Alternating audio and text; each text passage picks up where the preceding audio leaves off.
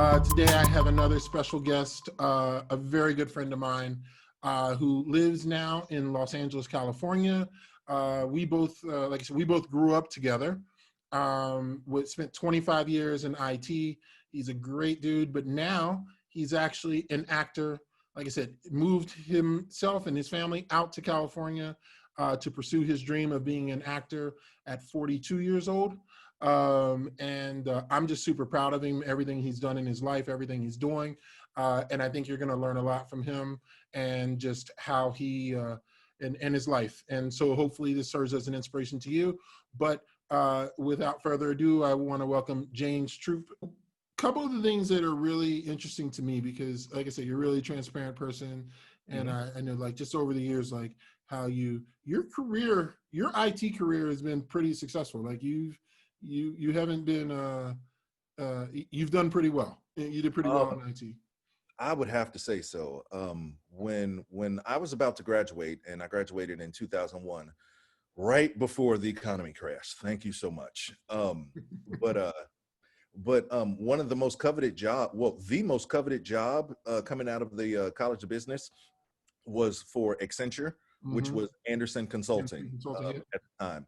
And I got hired on at Anderson Consulting. I got hired on at Anderson Consulting 8 months before I graduated. Nice. So I secured that job.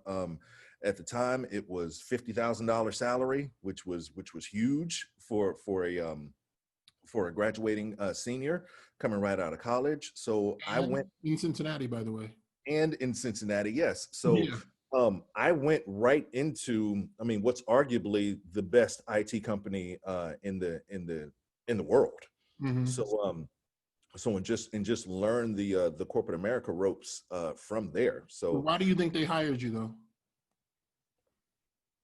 Interesting. I've never thought about that. Let me give some background as well. When I was 14 years old, there was a community employment program called Citizens Committee on Youth, CCY, and they would give underprivileged youth summer jobs. It could range anywhere from sweeping the streets of downtown Cincinnati to working at the IRS. And I happened to get placed at the IRS, the Internal Revenue Service, downtown Cincinnati. And I started doing the computer work that people didn't want to do. So I was working on early versions of the Lotus spreadsheet and doing flow charting and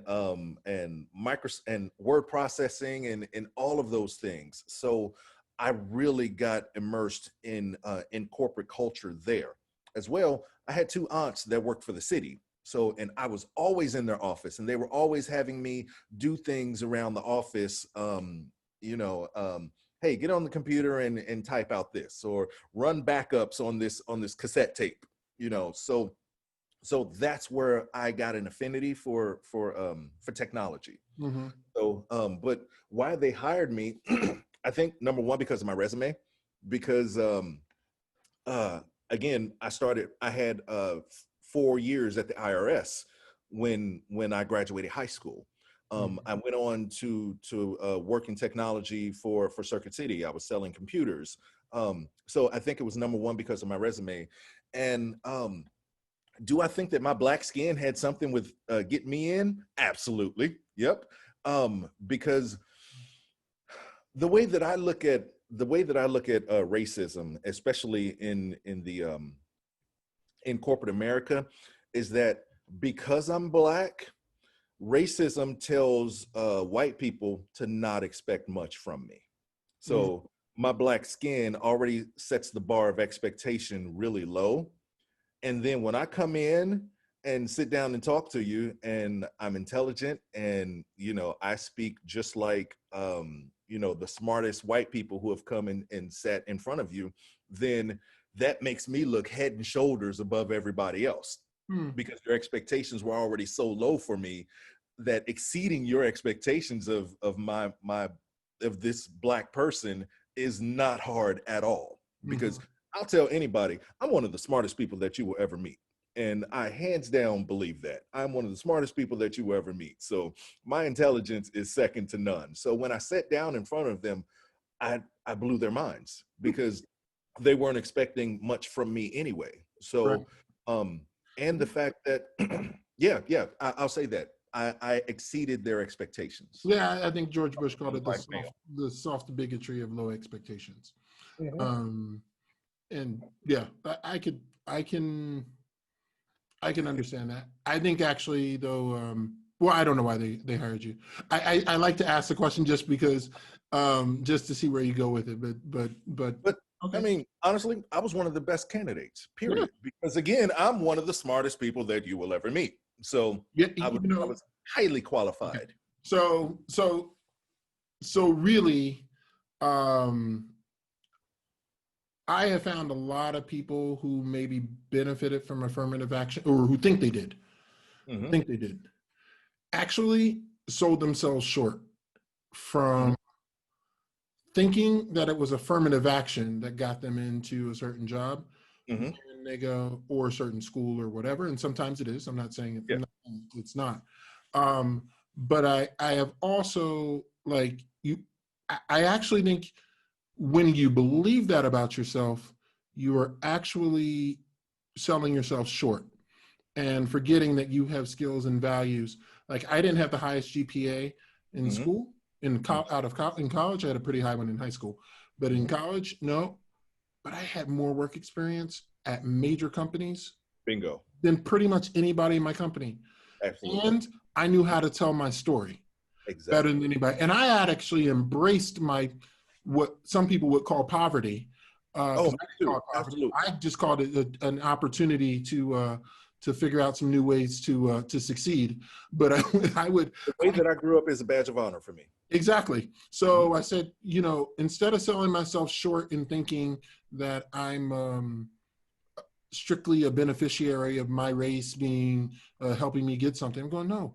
Like, not only am I smart, but it's not just me being smart. I've done things that matter that most other kids, while they were swimming in the summertime, I was putting on a hard hat and boots and managing projects at the Bear Corporation.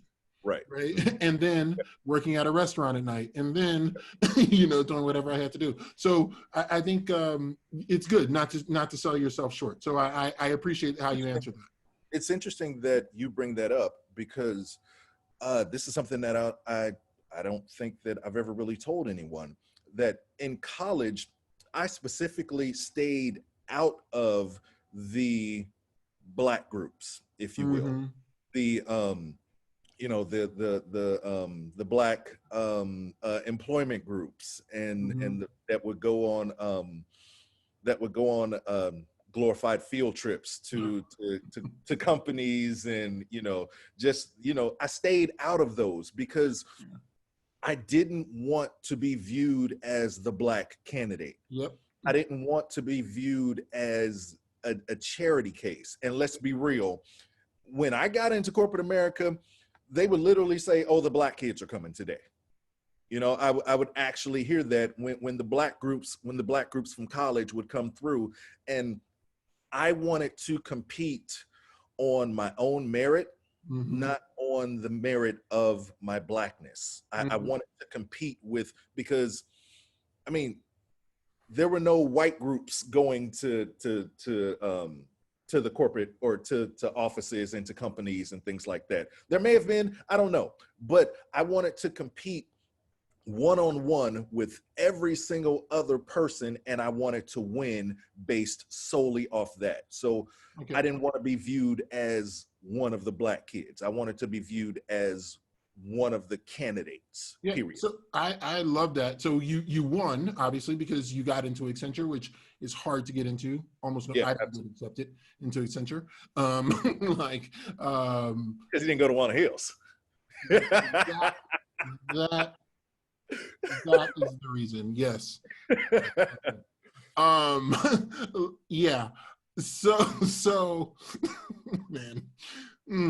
Threw you off. I'm gonna leave it. But I have to ask you this then. should there then be affirmative action if you can be a person who says, I just wanted to be evaluated on my skills instead of being evaluated on my skin color? Here's the thing about affirmative action. First of all, let me dispel a myth that most Americans have about affirmative action. Affirmative action was not just about Black people. In fact, the biggest group that's a beneficiary of affirmative action is white women. Yep. White women became a protected class with affirmative action. Affirmative action was about Black people. Affirmative action was about white women. Affirmative action was about the differently abled. Mm-hmm. Because those little ramps on the sidewalk that go down for wheelchairs, that was a result of affirmative action. Mm-hmm. So affirmative action was not just about Black people. Affirmative action was about trying to level the playing field for groups that had been discriminated against historically. Mm-hmm. Which handicapped people were one of those, which women were one of those, and which Black people were also one of those. So affirmative action is absolutely necessary and actually doesn't go far enough in creating equity in American society. So absolutely necessary. So how so? Because How does it not go far enough? because there's still inequity in our society. That's how it didn't go far enough. It didn't address the systemic issues that caused the inequity in the first place. It didn't address the wealth gap. It didn't address the education gap. It just said, hey, maybe you have to hire so many people of color. You have to have so many contracts awarded to minority companies, but it didn't address the gaps in actually getting the education to be hired at those companies. Okay, I'm going to say it a different way. I'm going to ask it a different way. You just said that you specifically didn't join the Black groups because you want it to be defined based on your I want it to be viewed based on your skills. Your parents put things into you. You went to the phony best high school in the country. You graduated. You had job skills through internships, through work experience. Why would we need special programs then? I have a very easy, simple answer to that. Sure. Racism. Okay. Racism. I will tell anyone, and I'm telling you, that I slipped through the cracks of racism. Because if it was up to racism, I'd be in jail. Because racism is a chameleon, and racism changes forms to fit the times.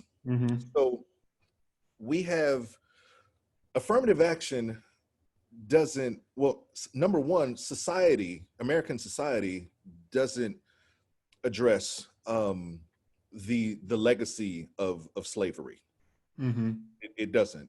American society does not address the generational trauma of racism.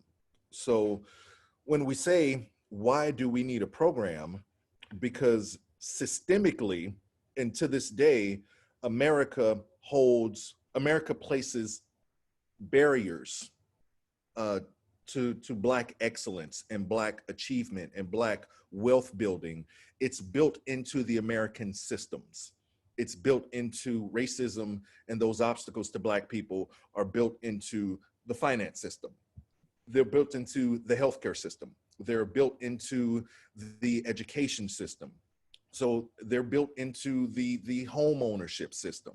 So these inequities and these barriers to Black people being able to achieve at the same rate and at the same level that white people historically have been privileged enough to do, they need to be addressed. So that's why we need specific programs to erase the generational trauma, to begin to try to erase the generational trauma and to fill in the gaps that that America has caused between Black and white people. That's why we need programs. Okay, so for you, there are systemic problems Mm-hmm. that must be fixed. And I find what I found most interesting in your comments there is that you feel like you slipped through the cracks. Absolutely. Mm-hmm. Racism did not account for me. I definitely slipped through the cracks in a good way. But how did you slip through the cracks? First of all, I slipped through the cracks because I had two parents at home. Okay. Racism has tried its damnedest to take Black men out of the home. When we look at mass incarceration, Mm-hmm. uh, when we look at the 13th Amendment, when we look at the traditional undereducation and underemployment of Black men, it's all been to neutralize the Black man's influence and ability to take care of his family and to build wealth for the next generation. My dad was in the home. Mm-hmm. So my dad was a firefighter in West Memphis. He tried to come to Cincinnati in the 70s, the early 70s, and become a firefighter. And there were maybe two Black firefighters. It was the CFD was a good old boys club, so he was not getting in. So racism stopped him from becoming a firefighter. If my dad was a firefighter, we wouldn't have grew up in the projects. But if you didn't grow up in the projects, you wouldn't be who you are. No, I would still be the person that I am because I still had the parents that I had. Okay. I would have had more opportunities. Can you imagine the schools that I could have went to if my dad was a firefighter? Can you imagine the colleges that I could have went to if my dad was a firefighter? Can you imagine the extracurricular programs that we could have afforded, just like all the white kids out here? That I'm not gonna say all, the privileged white kids out here. If my dad had been a firefighter, there would have been so many more opportunities open for me had we not been impoverished. Okay, so like, this isn't my story. It's not about my story. Uh-huh. But just so we understand the record. Mm-hmm. You're okay. Maybe things would have been different with your dad being a firefighter. Maybe, Mm-hmm. maybe. Well, they would have been different, but maybe not in the way. Opportunities would have been more Simply because we wouldn't have been in poverty. I don't know. I will just tell you that, look, you, your brother, your sister both do well. We do well despite poverty. Fair enough. We do well what I'm despite saying is, racism. Then we both slipped through the cracks because Yes, my mom made $13,000 a year with 3 kids left at the house, never taking food stamps or any of that stuff. Like we had some people help, obviously, but then we all slipped through the cracks. But what I'm saying is, going to a special program doesn't mean that somehow you're going to succeed in life. No, it doesn't. There are no guarantees. No, but it increases the chances. Not necessarily. Absolutely. No. Because this is why generational wealth goes down. People who inherit money are poorer than their parents were. People who immigrants who were ambitious, they're probably middle class where they were, or upper class where they were, but poor in the U.S. Immigrants to the U.S., they increase their wealth. There is a reason for that. Challenge it does not mean that you are stricken to a life of poverty. And I'm telling you, from two people, one who grew up in the projects, one who grew up in the backwoods of Cincinnati, who you have two siblings, I have four, and all of them, all of us, because we had love and education, even if we didn't have money, are doing well. Right. Right. I can tell you that just because my kid can travel to different places in the world doesn't guarantee him success at all. It We're doesn't not even, talking about guarantees. yeah, We're talking about increased likelihood. increased likelihood but we've just said that the people whose parents gave a damn, people whose parents gave a damn, they're doing okay. They're doing okay. And they're basically doing at or above the national average, pretty much. Here's the thing. I can tell you, I'm sorry, just real quick, I can just tell you the opposite happens because I lived in France for 2 years where there's real racism. When I say real racism, As opposed to American racism is not yeah, real. But when I say racism, what I mean is it's so strong that they believe in their mind and the system is set up in a way that you're not getting ahead. You're not getting ahead. And again, there's lots of examples I can give you to tell you that. I'm just telling you there aren't any slip through the cracks people. You can't name them. I can name you 50 in the US. I can't name, in my 2 years in France and my 2 years in Switzerland, I can't name one person. I can't name one person I met, and I meet people every day, who was poor and isn't today. But that does not negate the system and the systemic racism and its generational effects in America.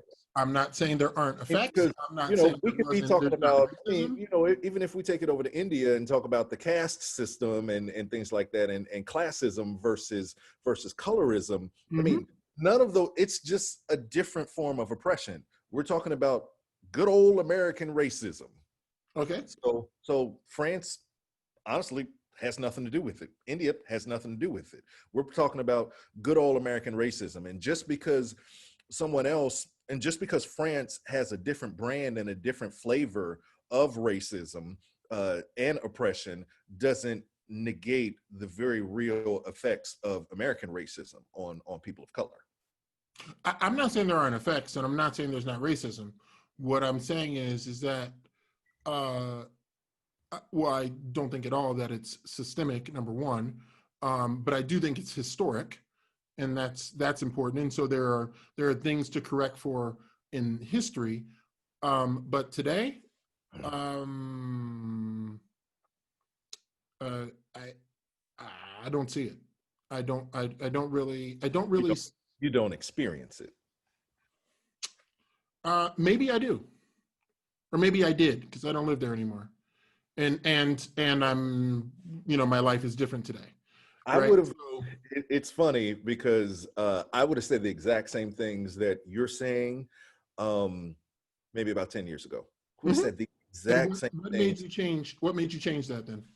Education, learning about the true nature of racism, learning about how racism is systemic, learning about the systems that have been put in place to perpetuate racism and oppression. Just learning about those that I didn't know.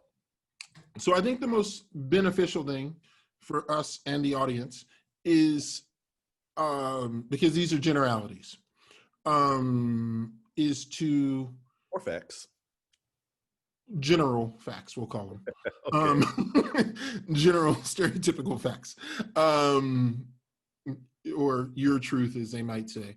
But I think what would be beneficial is to understand, and I think I want to come back to it because I want to get to your more of your story, or maybe this is a good point of how it's actually affected you personally. So tell me in what's been one of your experience, like what would you say, for one of your personal experiences that's kept that how racism has affected you personally. How racism has affected me personally. Mm-hmm. Racism has affected me in the way that, well, I got out of college with $100,000 in student loans. That could be directly traced to racism. And you are looking like, how in the hell can you trace your student loan debt to racism? Well, I'm just trying to figure out, do white people not have them? No, but I'm not saying that white people don't have student loans. But I worked with a guy. He was maybe about 6, 7, 8 years younger than me. I called him baby boy because white guy, graduated from Miami University. For all intents and purposes, grew up with a silver spoon in his mouth. You know, super entitled, thought that, you know, him coming in the door, he should get the best and the most prestigious assignments, didn't want to do the grunt work, things like that. Graduated with no student loans. Okay. And and at that point, I'm paying like $600, $700 a month on my student loans. And I'm just like, wow, the things that I could do with an extra $600, $700 a month, you know, the house that I could afford to buy, the equity that I can then build in that house. So I can begin to build generational wealth. Okay. So I'm thinking, how was he able to go to school with no student loans? Well, it's because of his parents. His parents had the means to send him to school and pay for it. All right, because he didn't get a scholarship, so his parents paid for school. Well, my parents couldn't pay for school for me, so how did his parents have the means to pay for school? Because their parents had the means to pay for college for them, so didn't saddle them with debt, passed on a house to them that they were able to use the equity in the home to borrow against and things like that. So let's take it back. And the reason that I say racism, how is wealth built historically in the United States? Home ownership. Home ownership is how wealth is historically built. Middle class wealth. I'm not talking millions and millions of dollars. I'm talking middle class wealth. It's through home ownership, and that's a verifiable statistical fact. Fair enough. Okay. How did home ownership happen in America? How did the boom in home ownership happen? Well, it happened when the soldiers came back from World War II with the GI Bill. GI Bill. Okay. So, but again, I want to make sure we stick on the point. So no, I'm definitely sticking to the point. Okay, I'm getting to the point. Okay. All right. So the GI Bill.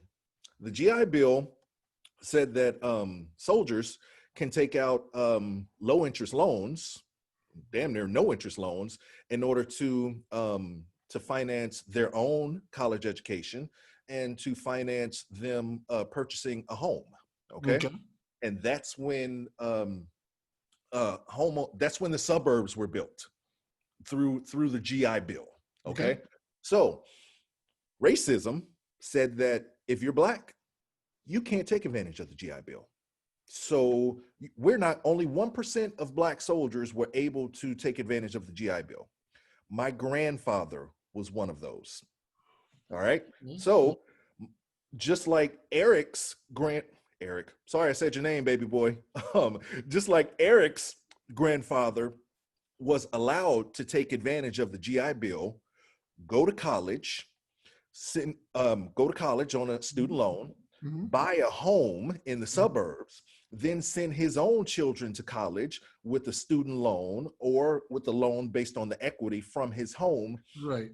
William Troup, which is my father's grandfather, was not able to do that.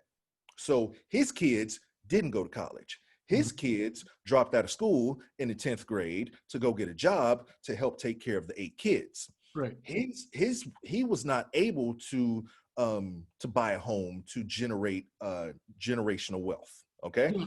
so Okay. then I'm born. So my parents, because my grandfather, because racism said that he couldn't take advantage of the GI Bill to educate himself and to educate his children, then my parents weren't college educated. So James, So, you live at home when you were in college? yeah. Uh-huh. How much was tuition a year? Holy hell. Tuition was In state for in-state Cincinnati. in-state for Cincinnati in 1995 was approximately Six. Yeah, I $4,500. was gonna say 6,000 at the most. Mhm.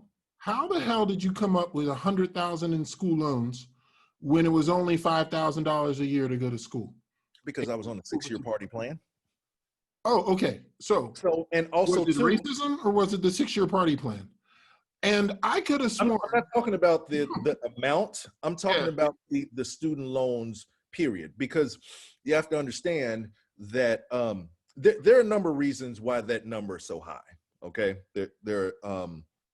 I took out loans and gave some of the money to my brother so that oh, he didn't have to take out loans to pay for his school. I took out a student loan to fix the roof that was leaking that my parents didn't have the money to fix. mhm. Um, and I also didn't work during my last like 2.5 years of college. Okay. That enabled me to be on Dean's List every single quarter. So I'm not the amount, whether it's 20,000, whether it's 100,000, still in all, the Well, legacy of racism didn't enable my grandfather to get an education, to get a college education, I'm to a educate his children I'm to 100% with you on racism, on your grandfather, great grandfather, your dad, and Mhm. honestly, maybe even maybe not your sister, but surely like my oldest sister who was born in '62, right? Mhm. Like 100% with you. I'm not even going to argue it. Not the point. My point is, um, if I look at it, I go, wait, $5,000 a year to go to school. Oh, I that was could just the make first it. year. Oh, No, every year was 5,000. I mean, maybe it was went up like 8,000 by the time you exponentially. graduated. But Oh no, no, but maybe it was 8,000 by the time you graduated. try Let's 15. just say, huh? Try 15. Okay. Yeah. So first of all, so 15. We're gonna say that your total education would have cost you about 60,000. Yeah. Hmm. Fair number. Fair number. Okay. So 60,000 in 6 years is 10,000 a year. Hmm. You're basically I made 3,000 a month Hmm. working, Right. like working my ass off. So Right. I go, I mean, now I had my school cost $30,000 a year. Hmm. I had student loans, but I also, like most students do, I mean, it's $1 trillion problem. It's Yeah. not $1 trillion on Black people, it's $1 trillion on Americans. Now, I think the student loan crisis is a travesty, Hmm. but when we're talking about its effect on Black people, I'm Hmm. going, no, I can give you some other reasons. One is taking out, again, you take out too much of a loan that Right. you weren't supposed to do. Absolutely. Not considering community college. Absolutely. To start at Cincinnati State, where it's $1,500 a year, Absolutely. instead of or whatever it is. I don't know what it is today, but whatever it was. Um, uh, Paying for other people's stuff, Yep. not working while you're there. Yep. Again, because working has a benefit, even if you don't get the biggest grades, as part of your resume. Um, but I go, and to be perfectly honest, there were scholarships that were available to me that aren't available to white people. Okay. So But so when how when can you say I that, how can wait a I minute. What, us let being me the same age, how can let me I bring say, up a point. Let me bring up a point. mm-hmm, You said there's scholarships available to me that aren't available to white people. mm-hmm, The statistics show that 70% of all merit-based scholarships go to white people. I okay, just want to put that out there. That is fine. a fact. All right, Well, continue. 60% of America is white. So that's not that crazy. I'm not. It's not a crazy number to me to say that 70% go to white people. Okay, I get it. More white people go to college. It's not a ridiculous number when you say that. Now, but again, I have scholarships and places that are available to me. There, I had them at least in the 90s. That that I could take advantage of, that white people couldn't take advantage of. Right. And so, That okay, white people they didn't need to take advantage of. no, they didn't need to, because nobody. On average, white people didn't need to take advantage of those that you did. Well, and you have to look at why that is. We've got to, again, I'm not debating the history. It's not even worth debating. You have to be debating the history, because the history, we are where we are because of the effects of history. Well, no, I think we are where we are because of choices. But that's a different, because but the history is completely valid. Again, I can just tell you that, and I can just tell you, you and I are living examples. And how is the history completely valid, but the results of the history are invalid? Because circumstances. That's what I'm hearing you say. That circumstances change over time, and you need to be able to account for those, instead of if we need to just we can have a full this isn't the time for the full conversation, but we need to have, no, if we're going to look at it, we need to look at the whole thing. And we need to say, okay, the history is valid, but you can't say there's either been progress or there hasn't. We have to be able to look. Has not? There hasn't. Wow. No. Okay. So since there hasn't been progress, then well, there has. But okay. That's just so that's that okay. I can't even respond to that. Here's the point. There's been progress. We're living proof of it. I can give you 200 friends, black friends, who are proof of it. And they're not exceptions, and they weren't rich, and some of them didn't have most of them didn't have two parents in their house, but they had love, they had education, and they're doing well. I can give you 200 examples because I know them personally. You could give me another 100 examples of people you know, or 200 or whatever. My point is that if we can have to accept history, but then we have to accept change that's happened as well. And then we have to, when circumstances change, you have to be able to debate on the new information that you have. And there's new information. So that is for another topic. What I want to do, though. We will table that for another time. Table that, but I want to move on. I want to go to, James is a successful IT guy. You get into one of the top consulting companies in the world. Yes. Yeah, get one of the top in the world. Yeah. You're making $100,000 a year. You had 20 years of experience, 25 years of experience. 25 years of experience, yeah, somewhere around there. And all of a sudden, you decide, I can't.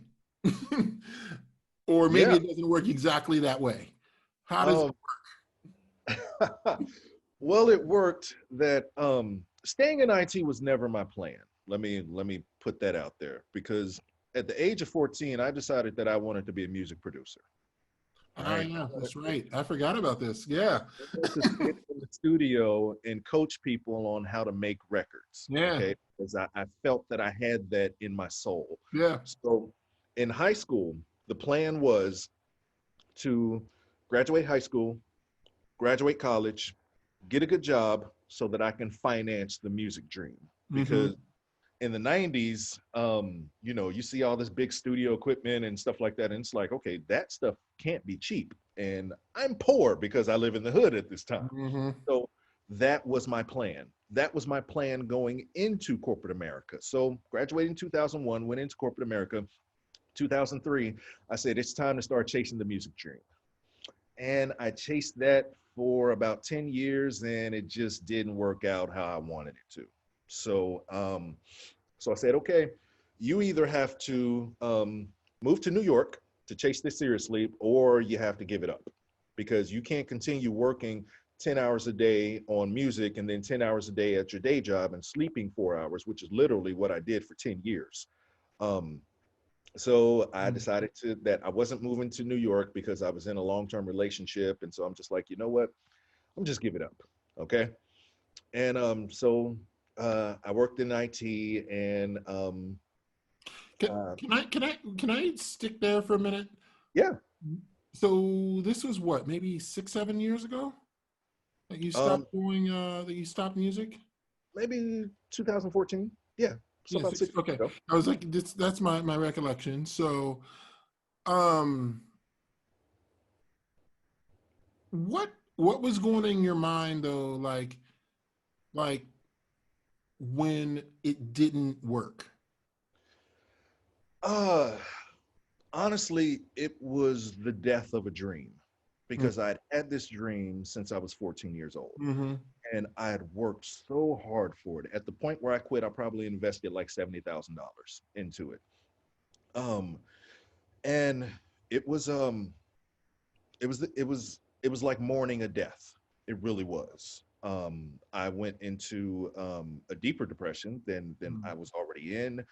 Um, I honestly didn't know where my life was going to go. I knew that I absolutely did not want to spend a lifetime in IT because IT was literally just a means to an end, and it was always supposed to be a means to an end.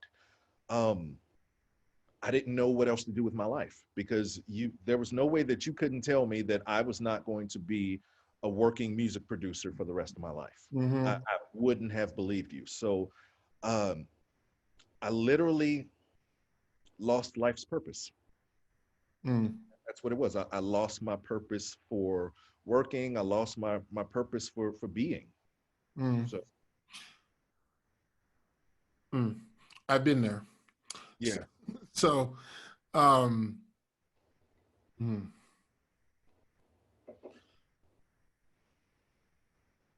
When you're there, like I guess why were you defining your purpose one by the music, and like how did your life kind of tailspin? Um, why was I defining my life by the music? Because I felt like it was put into my soul, and I was absolutely meant to do this, and that's what God put me on this earth to do. I honestly believe that with my heart of hearts. This isn't that I just liked it. This isn't that I just loved it. It was my reason for breathing. Mm-hmm. Literally, that is how much it was in my soul and even still is in my soul to this day. I just Mm-hmm. look at my purpose differently. Um, but what happened for my life to start tail spinning? The demise of that long-term relationship that I was in, the official diagnosis of depression, Mm-hmm. which, if I'm honest, looking back, I realized that I'd probably had my first depression episode when I was in the 11th grade, Mm-hmm. and there just wasn't a name for it then. Um, and then I got laid off. I got fired for the first time in life, getting fired from a job in 2013, and Mm-hmm. I was unemployed until 2015. So all of those things together just let in obscene amounts of vodka to numb it. All of those things led to just life in a tailspin. Mm-hmm. Yeah, yeah. When you have so many things that go on, any kind of loss, particularly those kind of losses too, they're going, wait, relationship, your money, your Hmm. dream, Hmm. all at the same time, All at the same time. all at the same time, and And then not even to get into how much we subconsciously equate our self-worth to our mm-hmm, employment. Like yep, I didn't even realize that was happening until I sat back and analyzed everything, and I'm just like, holy hell, my part of my self-worth was coming from the job that I had. So and mm. now all of these things are gone all at the same time. Was it the job or the status? The status of the job. Yeah, okay, right, Yeah, yeah. right. It's the And the fact that now I'm unemployed. I'm yeah, one. those people. Those people, You know? yeah. Right. We use So this, yeah, that you look down on, the or not you stigma of necessarily, but unemployment, yeah, mhm. the societal stigma of unemployment. Now that's me. I have that on me right now. So it was a perfect storm if I've ever seen one. Yeah. So depression's real. How it's too real. It's Yeah. how did you start to kind of bring yourself through it, and how long did the deepest part of that one at least last? The deepest part of that depression lasted from 2015 to Oct- to February of 2018. So Wow. yeah. So it was a pretty long time. And I mean, I was on medication, but literally I can remember waking up every single morning and questioning why I woke up. Literally, it was like, I don't have any reason for being here, so why do I continue to wake up? I was never suicidal or anything, but Mhm. it was a question that I would consciously ask every morning. Like when my eyes opened, I was like, why am I here? Why am I waking up? Mhm. And when I went to bed every single night, I knew that this was it, Mhm. because I'm not going to wake up in the morning, because there's no point in me being here. I don't have a reason to be here. So, and it was like that all up until February of 2018, when acting came and discovered me. And uh, I know the story a bit. But how did it discover you though? Well, to go back, creativity is my life, and I love being creative. Music allowed me to be creative. Being in IT allowed me to be creative because I was creating solutions for clients. Mm. So I've always loved being creative. And in October of 2017, I had a friend of mine say, call me up just on a random Saturday and say, hey, why don't you come audition for this community play? And I'm just like, no, it's cold outside. It's rainy. I'm having a bad hair day. I'm just like, no, I don't want to. So she's like, James, get your butt up and come audition for this play. I said, okay, fine. I'm not getting out of this. So I got And up. who is this who invited you? She who shall not be named, Oh because no, she I'm not. I don't want you to name her name. I'm just saying, just like, just a friend of mine. a friend of yours was just saying, I think you'd be good. You need to come in. You need to Yeah, come. yeah. She was in the play, and she was also helping with producing and casting as Okay. well. All right. So, so yeah, she's just like, hey, come audition. And I'm just like, okay, fine. You're not gonna let this go. So I go over to audition, ended up getting the part. I'm just like, okay, sweet. So we rehearsed for 3 months, and then in February of 2018, we ended up putting on 5 shows over a weekend. Mm-hmm.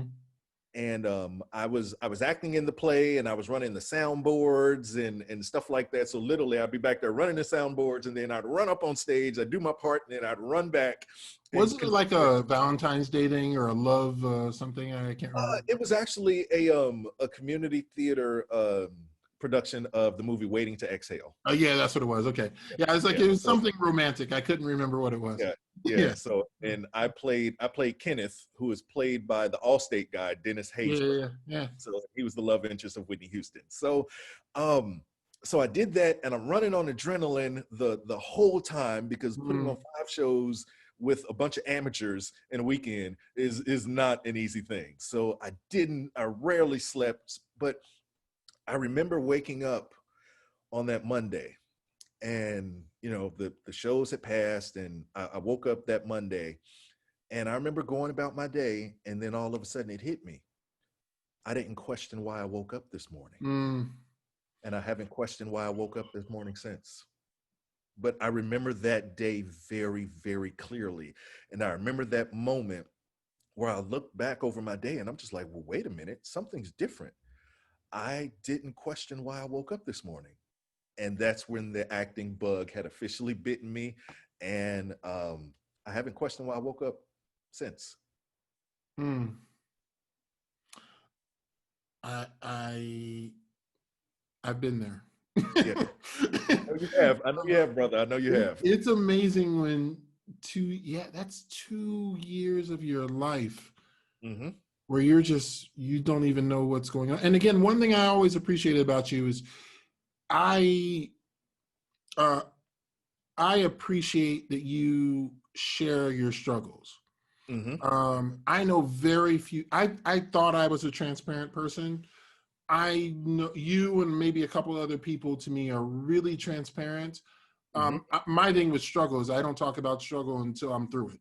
Right. Except, well, I talk about it, but I talked about it very specific people who can do something about it, Right. or who I know I can lean on. Mm-hmm. But I go, man, for me, it's it's I, it's interesting to see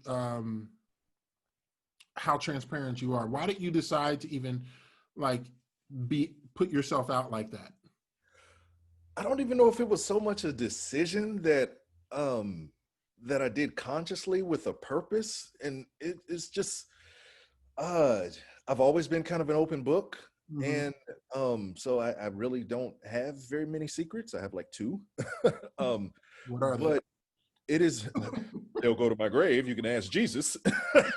but um but it was just it's almost therapeutic for me just to talk to people Mm, and just to get yeah, it out into the open. And I don't even do it for likes or support or anything like that. But one thing that I learned in being so transparent is that there is somebody somewhere going through the exact same thing that you are, and they think that they're the only person. yeah. So you sharing your story is going to help someone. Mm-hmm. Us sitting here having this conversation and people hearing it is going to help someone in Yeah, some way. And if one person can benefit and circumvent the pitfalls that I've gone through because of me being transparent and telling my story, then it's all worth it. yeah, and I can appreciate that. And again, I think there are some people who can't necessarily share with everybody Hmm. because it's almost helps them stay where they are. Oh, perpetual victimhood. Right, Yes. protection. Yeah, that's a better way to say it. Right, like they become perpetual victims, and I think a lot of people that happens. Yeah. Um, but I think whatever it is, like everybody needs to be vulnerable with Mhm. somebody. Absolutely. Right, like Absolutely. even if it's just one person. I've got a clique of people that I go, okay, when I'm feeling bad, I go, okay, I've got the person I pay for, and Yeah. then I've got the person, and then I've got Right. the I've, ones I I've don't been pay there for. too. Yeah. God, I love my So, therapist to so death. I go, all right, we're going to get through this, but I need to be able to be open and transparent with somebody about Absolutely. what's going on. And then I think the one killer thing you just said, sorry, I didn't mean it that way, but the one nice, interesting thing you just said, I want to key back in on this feeling you had Hmm. after or even during your Hmm. first performance. Yeah. You said, I don't remember the exact words you used, but it was like you had this adrenaline, is what you said. Adrenaline You rush. Yeah. said you had adrenaline. And Tony Robbins talks about if you want to change anything, you have to change your state. You have to change your actions, right? Absolutely. And it's like, wow, like that first a friend who loved you enough to ask you to do something, Hmm. and then your energy just changing through this process, Hmm. um seems like it really helped you evolve and like break out of this. Absolutely. Yeah. Absolutely. I felt like I didn't even realize it at the time, but my life had been lacking, devoid of enjoyment for so long Mm-hmm. that I mean, it had literally been from 2012 up until that point, because 2012 Wow. was the demise of the relationship. My life had been so devoid of enjoyment that this feeling of euphoria was almost new to me. This Right. adrenaline rush was almost new to me. And I said, okay, I don't know what this is, but I think I like it. So guess what? I'm going to try to audition for something else. And I got that. And I said, oh, this is pretty cool. I'm going to try to audition for something else. And I got that. And literally, that's what I've been doing since February of 2018, going, you know what? I think I'm going to audition for this.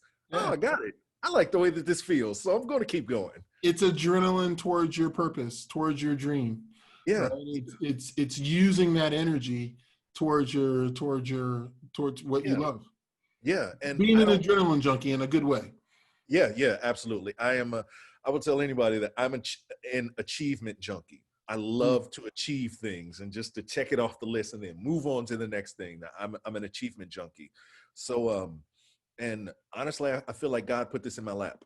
Yeah. You know, God really said, hey, you're going to act. And he sent that person to knock on my head, say, hey, nope, you're going to act. You're going to act. Nope. And that was the start of everything. And he's led me to where I am now, and God is still leading me, because Lord knows I am on God's good faith and humor right now, because I don't know how I'm doing this right now. It's really interesting because when I think about James, like, okay, so my first thought of you always goes back to middle school, and I'm like, the Gumby, the boxer I think you had. I don't know. The hair, yep. Yeah, you thought you were smooth. I was like, hair. He thinks he's the man. Like, who does he think he is? But you were always out front. You were always like, I won't call it actor, but I will just say like, I was a character always. Yeah, you were a character for sure. And I went, that makes sense. That makes sense. You've always got an opinion, whether it's completely wrong or not. It's okay. I love you anyway, and I'm just like, okay, we'll let him be wrong, but at least you're passionate about it. And but then I said, IT guy. Mm-hmm. Of course, you can be creative being IT, but it's not necessarily where I would go, he was a computer geek. He's going to be an IT guy. No, I love technology. And yeah. Initially, I thought that my day job was going to be coding video games, because I love video games. And my mom will tell the story that I love to take things apart and figure out how they worked. Mm-hmm. So that was my thing when I was younger. I destroyed so many electronics because I love to take things apart and see how they worked. So going into college, when I originally started chasing engineering, I thought that I was going to I was going to design computer hardware. Mm-hmm. Until I realized a year away from graduating with an engineering degree that I freaking hated it. Like, I can't imagine doing this for the rest of my life. And that's when I switched over to information systems. And also, when I was working at Circuit City, I began to realize that I was good at people. Mm-hmm. So I was good at talking to people and things like that. So, which is something that I never really thought of myself, because, I mean, you didn't know, but I was painfully shy growing up. I didn't get out of my shyness until in college. Everybody saw me as being really outgoing, but I saw myself as being really shy. Mm-hmm. So information systems allowed me to combine the best of both worlds, the technology that I loved, and also being good at people as well, because I was a consultant.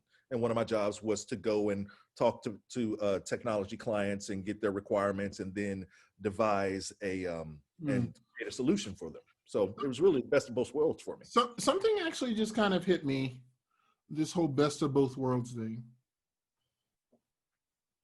Is that, should we be looking for, trying to find the compromise in life? Like, how do I make some money and kind of be techie and kind of be people oriented, versus saying what gives me adrenaline, what drives me, and then instead of trying to find the balance, instead find your passion, find your dream. And maybe you don't know it, and so you have to, it takes a couple of years to figure it out.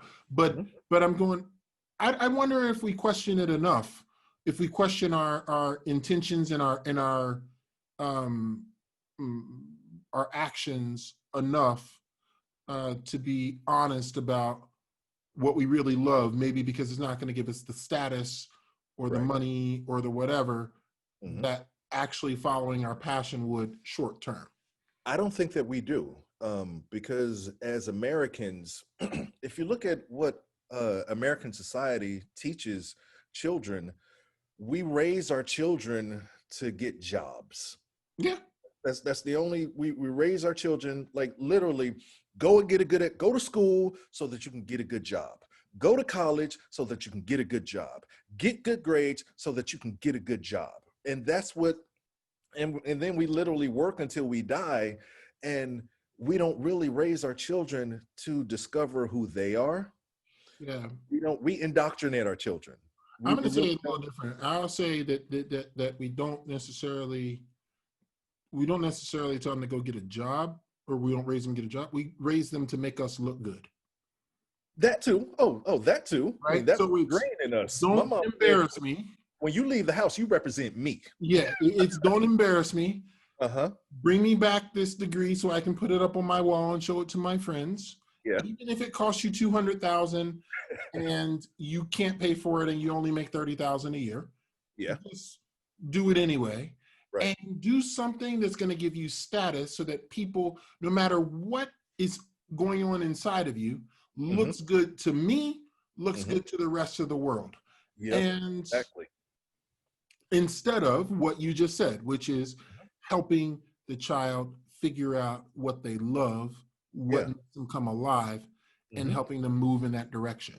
And I realized that I'm one of the lucky ones. I'm one of the rare ones that I found that very early on in music. I started playing trumpet when I was in the 3rd grade. And I realized that I love creating music with my hands right then. I'm one of the lucky ones who has not only one passion, but 2 passions. Most people don't even get one. They don't even discover one. I have discovered 2. And so I am so incredibly fortunate and so incredibly blessed. And I wish that everyone that I know could feel the feeling of having a passion and then have the courage to go after it, because that's a whole different thing right there. So let's talk about going after it real quick as we kind of get ready to move on. So 2018, February 2018, you do your first acting gig, Waiting to Exhale Community Theater. How many shows did you do before you decided I need to do something bigger? No, it wasn't I needed to do something bigger. I've never had that. I just need to do this again. Oh, okay. All right. I need to act again. So I started trolling Facebook and started auditioning for any and everything that I could, because I discovered the Cincinnati film community. And so all of a sudden I'm auditioning for student films at Northern Kentucky University, and I'm auditioning for student films at Wright State University, just 50 minutes up the road in Dayton, Ohio. And I'm auditioning for a local web series and a local feature film, just any and everything that I could get. And I decided to go to acting classes. And my acting coach, who's currently my acting coach right now, his name is Steve Francia of the Cincinnati Actor Studio. I got into his class about in October of 2018, and within a month, he told me, you need to get to LA. And I'm like, what are you talking about? He's just like, you don't understand. You got something, and you need to get to LA and make it happen. And I'm just like, dude, I'm not LA material. What are you talking about? Like, I'm just kind of doing this, just, I'm Cincinnati. He's like, no, you're LA. And I'm like, okay, I plan on moving somewhere in the next 6 months. So you got 6 months to convince me that that I'm LA material. Because my plan right then in August was that, okay, I know I want to do this acting thing. So let me go somewhere where the acting community lives. Because my biggest mistake in music was not moving to New York. So I'm like, I'm not going to do this again. I'm not going to allow this chance to pass me by. So I said, okay, I'll move to Atlanta in March of 2019. I said, okay, you got 6 months to convince me. And in September of 2019, I'm in LA. So I guess he convinced me. So I can tell you, obviously, I watch all your films that you put out on. I appreciate it. I do. I've told you this before. I'm like, you have grown Yeah. crazy. Like, I mean, your first acting thing, you were okay. I was all right. I Yeah, mean, okay. right. But I went, holy crap! Like your persistence, determination, and just like you actually understood patience Yes. Mm-hmm. more than most people I know, particularly at 42 years old at the time. You Right. know, where you go, wait, I need to be patient. Like I'm Mm-hmm. gonna move to LA Mm-hmm. without the gig. So where are you at today? What are you doing in terms of film? So now you've got COVID to deal with too, or that you Yeah. just were finishing dealing with. Yeah. So Like, where are you at and where are you going? so I moved out to LA in 2019, September 2019. Me, my girlfriend, and my dog, who are just going for a walk, if you heard. Um, so within from September to December of 2019, I completed about 40 projects Wow. in LA. Yeah. And before I left Cincinnati, I'd completed about 50 projects in 18 months. So I was deathly serious about this thing. So when I got to LA, within 3 months, I'd done about 40 projects. I had gotten a commercial agent, which handles all things commercial, like Mm-hmm. TV commercials, in December, and 2020 was looking great.